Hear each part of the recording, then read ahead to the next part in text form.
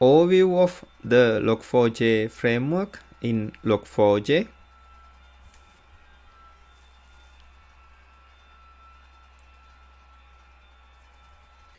Now we are considering overview of the Log4j framework. The overview of the Log4j architecture also. The architecture of the Log4j API is layered. Each layer consists of different objects performing different tasks. Top layer captures the logging information. The middle layer is involved in analyzing and authorizing the logging information, and the bottom layer is responsible for formatting and publishing logger information to a destination.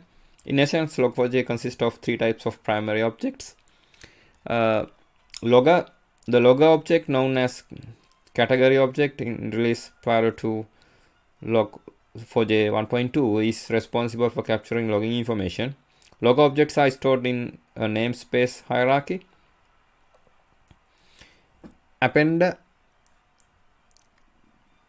The append object is responsible for publishing logging information to various preferred destinations. Each append object will have at least one target destination attached to it. For example, console append object is capable of printing logging information to a console. Layout. The layout object is used to formatting logging information in a different styles. Append object utilizes the layout objects before publishing logging information. The layout objects play an important role in publishing logging information in a way that is human readable and reusable. Preceding co-objects are central to the architecture of Log4j. Apart from them, there are several auxiliary objects that can plug and play to any layer of API. This object help manage the different logger object active within an application and fine tune the logging process. Next, we will go over the principal auxiliary components in the Log4j framework that play a vital role in the logging framework. The level object previously referenced as priority object defines the granularity and the priority of any logging information.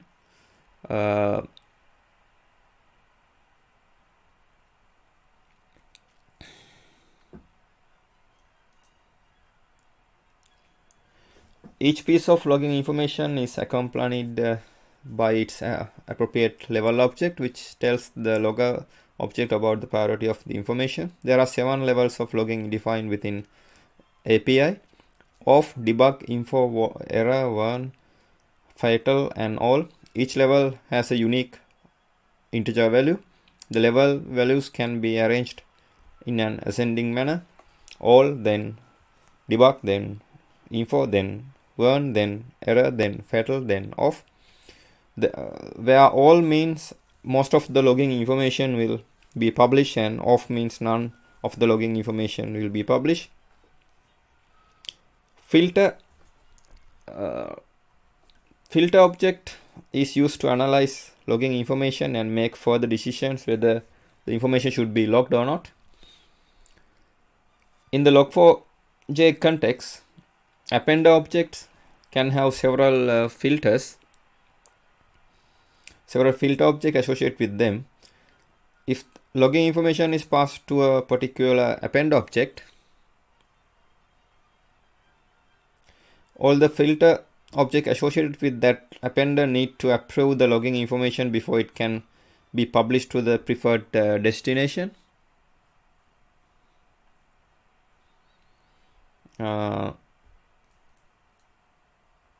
Attached to the appender, the filter object are very helpful in filtering out unwanted logging information based on any application specific criteria.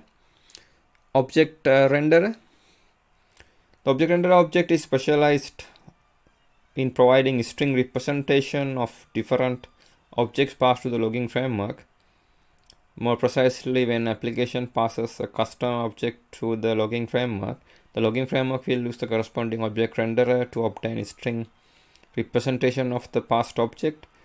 This is used by the layout objects to prepare the final logging information. Log manager object manages a logging framework. It is responsible for rendering the initial configuration parameter from the system-wide configuration file or a configuration class. Log manager stores in a namespace hierarchy each logger instance created with a namespace within an application. When we try to obtain a reference named logger, log manager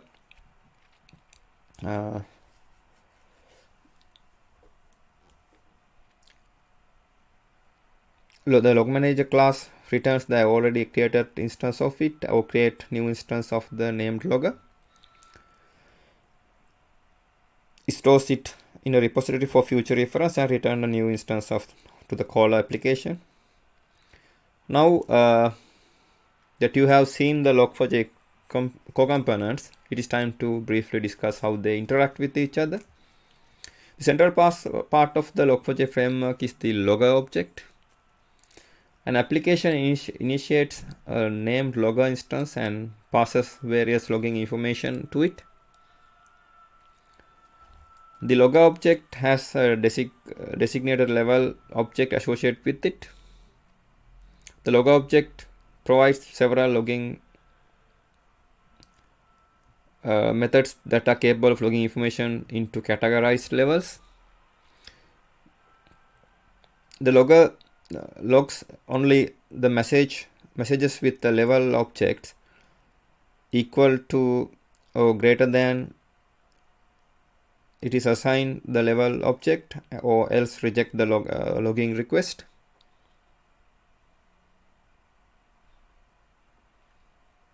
Once the level condition has been met, the logger object passes the logging information to all its associated append objects and to all the append objects associated with its present logger, recursively up to the logging hierarchy.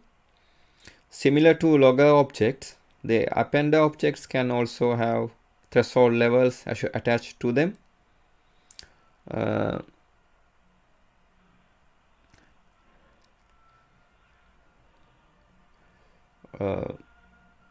Logging information is validated against the threshold level attached to the appender. If the log message has a level equal to or greater than the threshold level, the logging message is passed to the next stage. The append object then look for any filter objects associated with them. If there are any, the logging information is passed through the filter objects in a chain.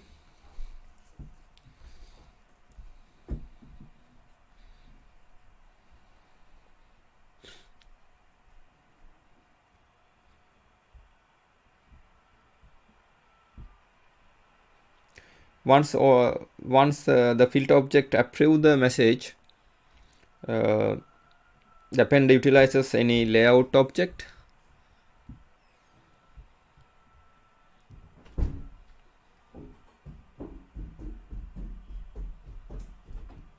A layout object associated with it to format the message, and finally it publishes the logging information to the preferred destination.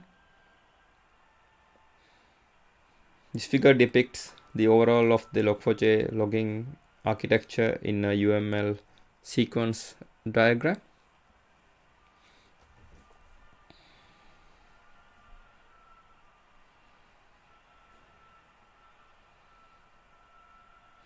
So far we have seen the interaction between the different objects in the Log4j framework. All these different objects and their properties are supplied to the Log4j framework in the configuration file. At the startup of any application, this configuration file is supplied to the Log4j framework either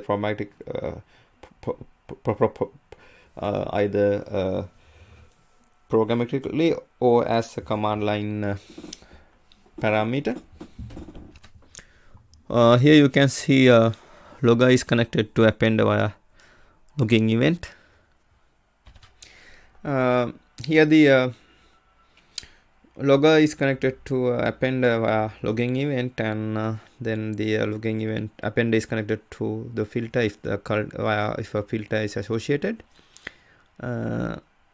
Then filter is connected to append via approve request as a response, and then the filter is connected to layout via pass the logging event, and layout is connecting the layout is connected to the object renderer if necessary, and object renderer is connected to the layout via rendered object, and layout is connected to appender via rendered and formatted logging information, and the append is connected to destination via the event. Now this is the end of my presentation. Thank you very much for watching it.